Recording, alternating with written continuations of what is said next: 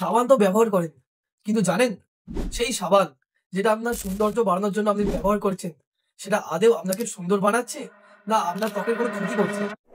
কিভাবেই বা জানবেন যে কোন সাবানটা ভালো? চলুন আজ জানা যাক এই ভিডিওতে। সাবানের গুণগত মান নির্ভর করে টিএফএম এর ওপর, অর্থাৎ সাবানে উপস্থিত টোটাল ফ্যাটি ম্যাটারের ওপর। সাবানে যত বেশি টিএফএম থাকবে জানবেন সাবানটা ততটাই ভালো। ব্যুরো অফ ইন্ডিয়া স্ট্যান্ডার্ডস এর মতে ভারতের সাবান রয়েছে ৩ প্রকারের। গ্রেড 1 যার টিএফএম মাত্রা 76% এর ওপর, গ্রেড 2 যার টিএফএম মাত্রা 70% এর ওপর, গ্রেড 3 যার টিএফএম মাত্রা 60% এর ওপর।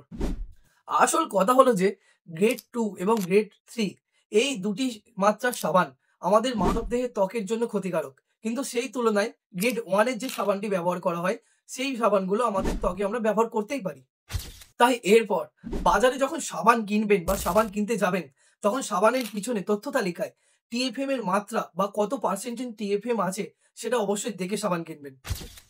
এরকম কিছু জ্ঞান বা নলেজ যেগুলো আমরা হয়তো প্রতিদিন করি কিন্তু সেগুলো আমরা হয়তো জানি না, এরকম কিছু জিনিস জানার জন্য সাবস্ক্রাইব করুন দ্য নলেজ আইসকে।